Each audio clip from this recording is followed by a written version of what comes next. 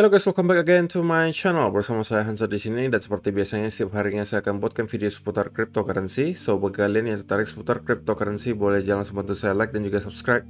Jangan lupa juga untuk hidupkan lonceng notifikasinya supaya kalian gak ketinggalan update terbaru seputar cryptocurrency. Oke, pada hari ini guys, kembali kita akan bahas seputaran Bitcoin, dan seperti biasa kita bakalan mulai dari CoinMarketCap terlebih dahulu. Per hari ini secara global market cap crypto berada di angka 892 miliar dolar atau turun sekitar 2,06%. Nah, Bitcoin sendiri di angka 20.066 dolar, Ethereum 1093, BNB 218, XRP 0,32, Cardano 0,46, Solana 32 dolar, dan Dogecoin ada di urutan ke-10 dengan harga 0,068 dolar. So, per hari ini kita melihat market rata-rata dalam keadaan merah, cuma Dogecoin doang yang hijau. Penurunannya ranging antara 1,sekian% hingga ada yang kurang lebih 7%. So, top performernya otomatis adalah Dogecoin dengan kenaikan 1,55% ke 0,068 dolar. So, itu adalah outlook sementara dari beberapa top coin yang ada. Sekarang kita masuk dulu ke beberapa berita dan data terbaru hari ini. Nah, yang pertama ini saya bingung guys, mau kategorikan ini sebagai berita baik atau berita buruk. Saya biarkan kalian putuskan saja. Bahwa Michael Saylor kembali mengumumkan bahwa MicroStrategy kembali membeli tambahan 480 Bitcoin dengan 10 juta dolar total value-nya. Harga rata-ratanya itu 20.817. Sehingga per hari ini mereka itu nge-hold 129.000 Bitcoin yang dibeli dengan harga 3,98 miliar dolar. Dengan harga rata-rata itu 30.664. So, kalau kita hitung sebenarnya MicroStrategy secara total itu masih loss kurang lebih 30% ya guys. Dari harga rata-ratanya, sehingga kalau kita kalikan dengan total value yang 3,98 billion dolar, berarti mereka itu lossnya 1, sekian miliar dolar guys. Oke, jadi lossnya gede banget. Cuman yang menjadi pertanyaan sekarang, saya juga pengen tahu pendapat kalian, apakah benar gitu setiap kali MicroStrategy mengumumkan mereka membeli, itu tidak lama kemudian kita melihat market ngedump? Ataukah itu hanya sekedar mitos, kebetulan, ataukah fakta? Silahkan kalian kasih komentar kalian di kolom komentar di bawah. Yang kemudian, kita bakalan update dari segi data on-chain yang menurut saya cukup penting, ada 4 di sini. Yang pertama, kita melihat accumulation trend score. Kita pengen melihat dari pemain kecil sampai para paus itu sekarang lagi ngapain gitu. Oke. Dan indikatornya adalah ketika warnanya semakin orange kemerahan di sini, itu berarti terjadi distribusi yang berat. Kalau misalnya kita melihat birunya pekat di sini, itu berarti akumulasi berat. Sedangkan di pertengahan seperti ini, kalau biru muda dan juga kuning muda, itu berarti distribusi dan juga akumulasi ringan. Nah, kalau kita lihat untuk sekarang, para pemain kecil yang memiliki kurang dari 1 Bitcoin itu melakukan akumulasi yang sangat berat guys. Oke.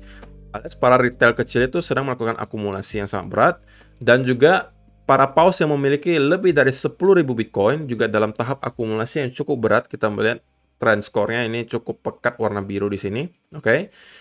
Sisanya yang memiliki 1.000 sampai 10.000 Bitcoin, 100 sampai 1.000, 10 sampai 100 Bitcoin, dan juga 1 sampai 10 Bitcoin itu cenderung netral mengarah ke distribusi. Karena ini warnanya kuning muda ya guys. Jadi kurang lebih di sekitaran di sinilah 0,3 sampai 0,5. Memang cenderung dalam keadaan distribusi, tapi ini distribusi ringan. Oke. Jadi itu adalah keadaan sementara dari para pemain besar hingga pemain kecil di Bitcoin sekarang. Nah, kalau misalnya kita lihat data yang lebih detail untuk para retail kecil ya, kita melihat dari tahun ke tahun secara eksponensial itu mereka terus melakukan akumulasi gitu guys. Terus meningkat, dan kita melihat ada peningkatan yang sangat tajam dalam beberapa bulan terakhir dari kalangan retail yang memiliki jumlah Bitcoin yang di bawah 1 Bitcoin gitu ya. Pemain kecil yang memiliki kurang dari 1 Bitcoin. Dan kalau kalian perhatikan, untuk sekarang, orang-orang yang memiliki kurang dari 1 Bitcoin itu memegang totalnya 1,12 juta Bitcoin. Kalau misalnya kita jadikan persentase, ya ini kurang lebih 5% lah dari total supply Bitcoin yang harusnya maksimumnya 21 juta. Gitu ya. Nah, kalau misalnya kalian perhatikan, kita memang terus mengalami peningkatan secara eksponensial ya dari tahun ke tahun, dan ini adalah berita baik menurut saya. Nah, kenapa? Ini juga sangat penting untuk kita lihat terus-menerus meningkat. Karena yang kita pengen guys, sebenarnya di Bitcoin itu adalah desentralisasi gitu kan. Kita juga pengen bahwa harganya itu tidak akan mudah untuk dimanipulasi oleh para paus. Nah, untuk hal tersebut dapat tercapai, maka kita harus melihat proporsi yang ideal antara para pemain kecil dan juga pemain besar. Kalau misalnya kita melihat para pemain besar memegang sampai 50, 60, bahkan 70% dari total supply, maka suka tidak suka kita akan selalu dapat dimanipulasi. Alias mereka sedikit banyak pasti dapat mengontrol harganya. Karena memang mereka yang memegang sebagian besar total supply-nya. Nah, yang kita pengen adalah ada proporsi yang proporsional. Alias para pemain kecil juga harus dapat mengimbangi gitu. Kita pengen lihat mungkin para pemain kecil bisa mempunyai mungkin 30-40% dari total supply-nya Bitcoin, sehingga kalau para paus pun berpikiran untuk memanipulasi pasar, itu tidak akan lagi semudah ketika para pemain kecil memegang porsi yang sedikit. Make sense ya guys ya? Kita pengennya para pemain kecil itu yang memegang sebagian besar dari total supply-nya Bitcoin, sehingga kita tidak akan lagi mudah dimanipulasi harganya. Nah, untuk sementara tentunya kita melihat hal ini berjalan ke arah yang positif. Kita masih melihat terus-menerus peningkatan terjadi di sini. Orang-orang yang memiliki di bawah 1 Bitcoin itu terus-menerus melakukan akumulasi, dan sampai sekarang kita melihat ada sekitar penambahan sekitaran 36.000 Bitcoin per bulannya, atau sekitar 0,2% dari total supply per bulan. Ya, mudah-mudahan kita terus melihat hal ini meningkat sampai pada saat kita melihat para retail kecil pun memegang porsi yang cukup besar. Oke, itu yang kita harapkan, dan menurut saya ini cukup penting. Nah, kalau untuk dari paus sendiri yang memiliki lebih dari 1000 Bitcoin, secara rata-rata dalam beberapa bulan terakhir mereka itu net exchange-nya masih dalam keadaan akumulasi. Oke, walaupun tidak bisa dipungkiri pasti ada sebagian kecil yang melakukan distribusi, tetapi sebagian besarnya masih dalam tahap akumulasi. Oke, dan untuk sekarang kita melihat dalam beberapa minggu terakhir itu ada terjadi withdrawal besar-besaran. Ada banyak sekali orang yang start menarik keluar Bitcoin-nya dari exchange, dan kita mencapai angka kurang lebih 140.000 Bitcoin per bulannya. Oke, jadi ada total sekitar 140.000 Bitcoin per bulan yang ditarik keluar dari exchange. Untuk sementara, para whales yang memiliki lebih dari 1000 Bitcoin itu memegang 8,6 juta Bitcoin, atau kurang lebih 45,6% dari total supply. Nah, inilah kenapa guys, suka tidak suka sampai sekarang tentunya kita masih dipengaruhi atau masih cukup gampang untuk dimanipulasi oleh para paus, ya karena mereka memiliki hampir setengah dari total supply Bitcoin. Oke, belum lagi ya sebagiannya ditaruh di exchange dan lain sebagainya. Mudah-mudahan ya ke depan kita melihat hal ini bisa sedikit demi sedikit berubah gitu. Dan ini bacanya simple aja guys histogramnya. Ketika kita melihat spike warna hijau tinggi seperti ini, berarti pada saat itu banyak sekali orang-orang atau para paus yang memiliki lebih dari 1000 Bitcoin itu melakukan penarikan keluar dari exchange. Sedangkan kalau misalnya kita melihat warnanya kemerahan seperti ini, berarti pada saat itu mereka mendepositkan Bitcoinnya ke exchange, dan itu biasanya untuk dijual. Untuk sementara kita melihat ada spike terjadi cukup tinggi di sini, menandakan bahwa para paus kebanyakan menarik Bitcoin-nya keluar dari exchange, dan itu biasanya untuk di hold. So far ini masih kelihatan cukup baik. Okay. Nah, dari arah para penambang sendiri kita melihat sekarang mereka masih tentunya dalam tahap jualan gitu guys. Oke, miners balance decline from 74,000 Bitcoin to 65,200 Bitcoin. Mereka sepertinya dipaksa untuk menjual nih guys, karena harga yang terus-menerus turun. Oke, sedangkan mereka juga perlu ya biaya operasional karena mereka nambang gitu guys. Perlu listrik, perlu bayar karyawan.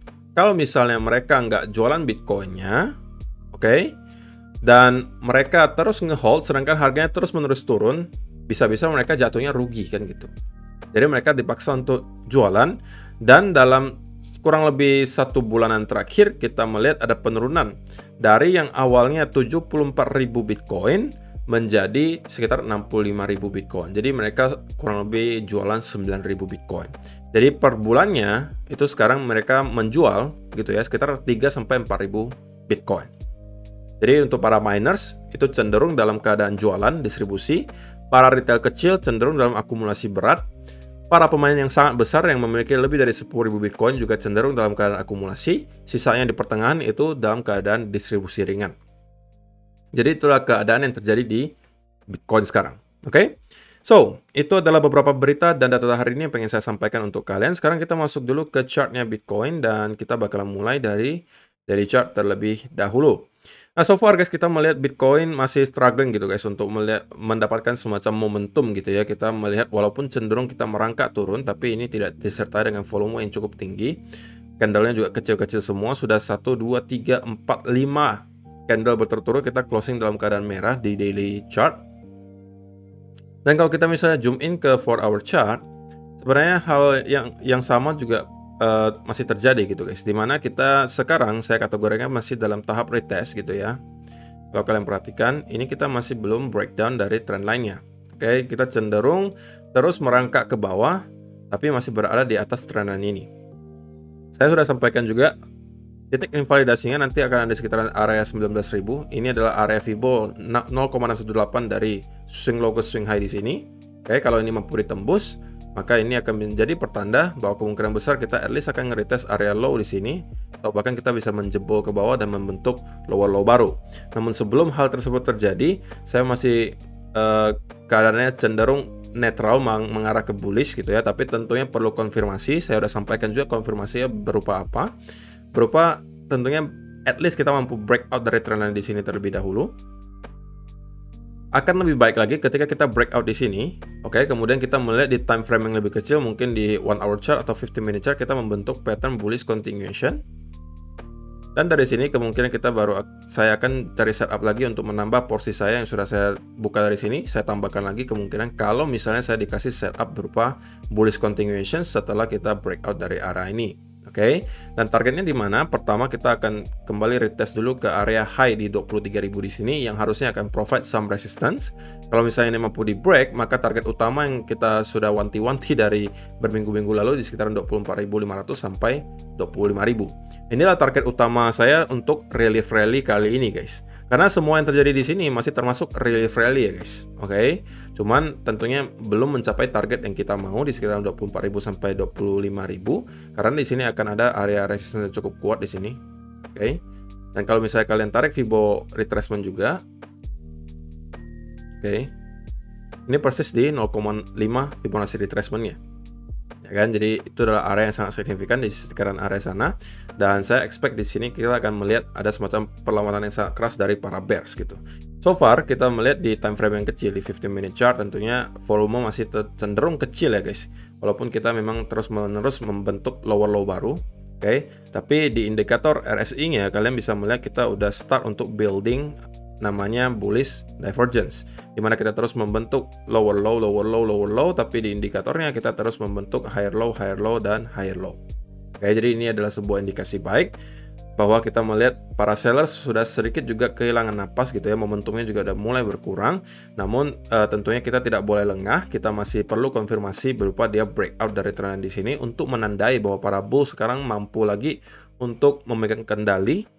Oke, dan dari sana kita baru mencari mungkin pattern bullish continuation. Nah, ini baru akan menyebabkan kita start lagi untuk naik ke atas.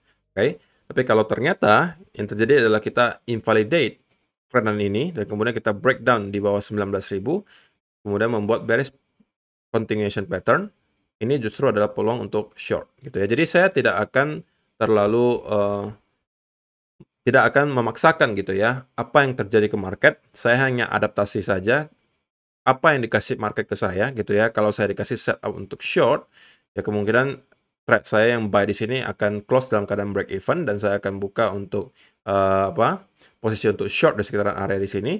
Tapi kalau ternyata kita breakout ke atas dan kemudian membuat bullish continuation pattern, maka dari sini saya juga akan mencari setup untuk menambah posisi saya di sekitaran sini dan saya tambahkan di sini. Oke, jadi itu yang saya lihat untuk hari ini guys. Untuk sementara tentunya kita melihat secara price action di time frame yang kecil, saya masih bisa melihat kita akan drop sekali lagi gitu guys, karena kita tidak melihat adanya bukti-bukti bahwa para bull sudah start lagi kembali masuk. Kita hanya cenderung sideways membentuk bullish bearish continuation pattern. Cenderung ini adalah bear flag yang cukup besar di sini. Nah, kita bisa jadi kembali drop satu kali lagi, baru dari sini kita mungkin ya akan melihat semacam respon dari para bulls untuk at least kembali dorong lagi ke arah trendline di sini. Perlu kalian ingat, kita hari ini juga di tanggal 30 akhir bulan.